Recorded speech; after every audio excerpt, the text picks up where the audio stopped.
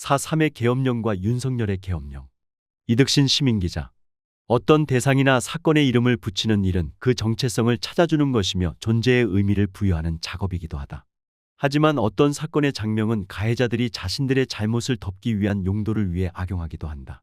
전두환 독재 시절 광주 사태라고 불린 5.18 민주화운동은 문민정부 들어서야 제 이름을 찾을 수 있었고, 박정희의 군사 쿠데타로 이름을 빼앗겼던 4.19는 의거해서 혁명으로 헌법을 통해 그 정신을 인정받았다.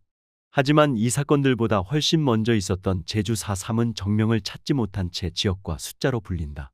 아직도 폭동이라고 우기는 자들이 제주의 4.3을 폄훼하고 있는 것도 그 한 이유이다. 항쟁과 혁명보다 더 의미 있는 이름이 필요한 것도 사실이다. 당시 제주는 남한만의 단독선거와 단독정부를 반대했기에 통일운동의 연장선에 있기도 하다. 그래서 진정한 이름이 필요하다. 4.3의 진실과 의미를 문화적인 언어로 시민들과 공유하고자 다양한 문화활동을 펼치고 있는 제주 4.3 범국민위원회가 있다. 제주의 정신을 평화와 인권, 통일의 지향으로 승화시켜 나가는 것을 목적으로 이 단체에서 이사장직을 수행하고 있는 백경진 이사장을 만나보았다. 그는 제주에서 초중고를 졸업한 제주 출신이다. 대학 1학년이던 72년도 겨울방학 즈음 재경 서울대 학우회에서 제주 전역에 걸쳐 벌인 할망당 조사에 참여한 적이 있다. 그가 맡은 지역 신방의 살풀이 언어에는 빠짐없이 4.3 원혼들 얘기가 등장해 큰 혼란을 경험했다. 역사에서 배우지 않았기에 공식적인 자료가 없는 상태였고, 그 내용을 보고서에 실어야 하는지의 여부로 설왕설래가 있었지만 결국은 수록하지 못했다. 돌이켜보면 이 일이 일종의 부채의식으로 작용했으며 그게 인연이 되어 지난한 4.3 활동가의 삶을 살고 있는 셈이다. 이후 그는 74년 긴급조치 4.5 위반으로 8개월여 동안 수배 생활을 했고, 전두환 정권 시절에는 민주화운동 청년연합 활동에 헌신하며 민주화운동을 이어갔다. 89년경부터는 현기영 작가를 비롯하여 제주도 여러 선후배들과 함께 제주사회문제협의회 활동을 하며 다시 4.3 문제에 관심을 쏟게 된다. 50주년이었던 1998년 제주 4.3 범국민위원회 서울활동에 이들 제사협이 주축이 되어 참여하게 된 것이 인연이 되어 현재는 이사장을 맡고 있다. 세월이 흘러 전국 규모의 제단체를 망라하여 70주년 행사를 치른다. 70주년 행사는 제주사 3은 대한민국의 역사입니다라는 슬로건을 내걸었다. 제주사 3이 제주도의 지역적인 문제가 아니라 대한민국의 역사라는 것을 국민들에게 알리는 것이 목표였기 때문이다. 따라서 서울에서의 행사가 매우 중요한 의미를 가지게 되었으며, 광화문에서의 퍼포먼스 등 다채로운 행사를 통해 4.3을 소개했다.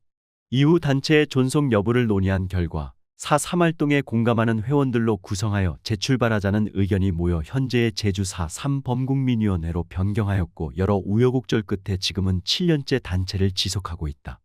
언뜻 이름만 보기엔 공법단체나 국가의 지원금으로 운영하는 단체로 보일 수는 있지만 순전히 회원들의 후원금으로 유지 운영되는 사단법인이다.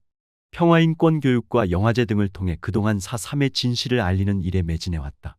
4.3의 제주에서도 현실의 대한민국에서도 계엄령이 선포되었다. 어느 시대건 나라건 계엄이라는 단어가 주는 공포가 존재하기 마련이다. 계엄은 국가원수에 의해 동원되는 가장 적극적인 물리력 행사이기 때문이다. 독재 정권 시대의 대한민국이 그랬듯이 계엄이란 수단은 권력자의 뜻에 의해 남용될 가능성이 매우 농후하다. 계엄 선포의 요건이 전시, 사변과 같은 비상사태에서 선포되는 것이기에 계엄 선포를 위해 일부러 전시, 사변을 일으키는 경우도 존재한다. 윤석열의 계엄령이 그 정당성을 확보하기 위해 일부러 준전시 상황을 만들려 했다는 의심을 받고 있으며, 실제로 북의 도발을 유도하려 했다는 정황이 계속 나오는 중이다. 제주의 4.3도 진압의 정당성을 확보하기 위해 미군정은 남로당 개입을 핑계로 가혹한 탄압과 학살을 합리화해버렸다. 미군정 시기인 1947년 3.1절 기념식 행사 직후 기마경찰이 어린이를 치고 조치 없이 달아나자 분노한 시민들이 경찰서에 몰려갔고, 항의하던 시민을 경찰이 폭도로 몰아 발포했다. 그러나 경찰은 발포가 치안을 위한 정당방위라고 주장하였으며 3월 1일에 군중들이 경찰서를 습격하려고 했다는 거짓 정보를 사실인 것처럼 흘렸다. 이로 인해 제주도에 통행금지령이 선포되었고, 다시 수백 명의 진압경찰이 육지로부터 파견된다. 여기에 시위와 관련하여 수십 명의 시민이 경찰에 강제 연행되자 제주도의 민심은 크게 요동쳤다. 결국 3월 10일 제주도 내 민관이 연합하여 총파업을 하기에 이른다. 제주도 전체 직장의 95%가 이 파업에 동참했다. 관공서는 물론이고 통신기관, 운송업체, 공장, 회사, 학교 등에서 공무원, 심지어는 미 군정청 통역단까지 파업에 참여한 것이다. 노동자, 학생들은 일제히 파업했고 이는 13일까지 제주도 전역으로 확산된다. 파업 참여자들은 발포 사건에 대한 사과와 발포자 및 책임자 처벌, 희생자 유가족 지원 등을 주장했다. 심지어 제주도 출신의 경찰들도 파업에 참여하여 직장을 이탈하는 일까지 벌어졌다. 3월 말부터는 총파업이 잠잠해졌지만 탄압은 계속되었다. 육지에서 온 경찰과 서북 청년회원들을 중심으로 파업 참여자들에 대한 검거 선풍이 한동안 이어졌고 검거된 사람들은 경찰에 의해 모진 고문을 당하게 된다. 이것이 제주 4.3 항쟁의 발단이 됐다. 당시 경찰은 다수가 일제강점기 경찰 출신으로 그들에게는 해방조국의 시민은 보호의 대상이 아니라 여전히 통제와 감시의 대상으로 인식하던 것이 이 사건의 또 다른 원인이 되기도 했다. 이듬해인 1948년에도 탄압이 계속되면서 4월 3일을 기해 주민들은 결국 무장봉기에 이른다. 1947년 3월 1일부터 1954년 9월 21일 한라산 금종령이 해제될 때까지 무려 7년 7개월 동안 미군정과 이승만 정권에 의해 벌어진 제주도 양민 학살 사건이라는 것이 바로 제주 4.3의 진실이다. 한편 1948년 10월 19일 여수에 주둔 중이었던 조선국 방경비대 제14연대 소속 장병들이 제주를 진압하라는 이승만 정부의 출병 명령을 거부한다. 그리고 이 부대는 이승만 정부에 대항하게 된다. 이때 이승만 정부는 10월 21일을 기해 계엄령을 선포했으며 사건의 진압 과정에서 무고한 민간인들이 학살당한 사건이 발생한다. 대한민국 정부 수립 이후 최초의 계엄령은 그 장소가 여수와 순천 일대였지만 내용을 보면 제주에 대한 진압명령을 거부한 것이 발단이었으니 우리나라 계엄령의 시초는 제주의 연장선에 있는 셈이다. 한때는 여순 반란으로 불리기도 했지만 여수와 순천의 주민들이 반란을 일으킨 것이 아니라 여순 주민들이 진압군에 의해 무고한 학살을 당한 사건이었다. 4.3의 계엄령과 윤석열의 계엄령은 어떤 차이가 있을까? 이에 대해 백경진 이사장은 다음과 같이 설명한다. 우선 불법 계엄이라는 측면은 같지만 그 내용이 다릅니다.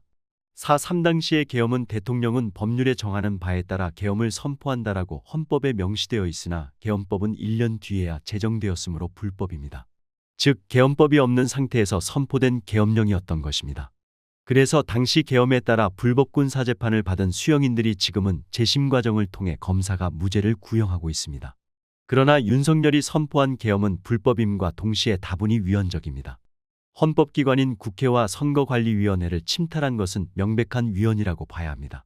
포고령에 처단한다고 하였으니 훨씬 더 강력하고 무시무시한 계엄인 셈이지요.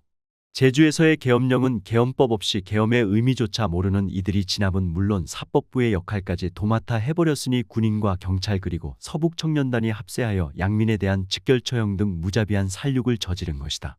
그로 인해 제주 4.3 당시에는 무장항쟁을 할 수밖에 없는 상황으로 몰린 것이다.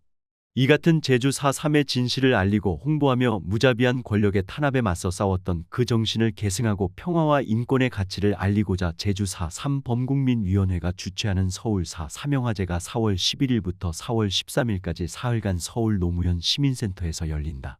4.3의 오늘 나 우리 그리고 제일조선인 계엄령의 그늘이라는 세 개의 섹션으로 구성되어 있으며 각 영화 상영 후에는 영화평론가 등과 함께하는 대화의 시간이 준비되어 있다.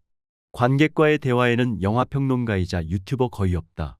언론학자 정준희 교수, 오동진 영화평론가, 권혜요 배우, 이명세 감독 등을 비롯해 많은 영화인들이 참여할 예정이다.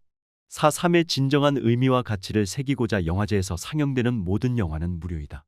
훌륭한 영화를 통해 제주의 계엄령도 현실의 계엄령도 모두 물러가는 4월의 봄을 기대해본다.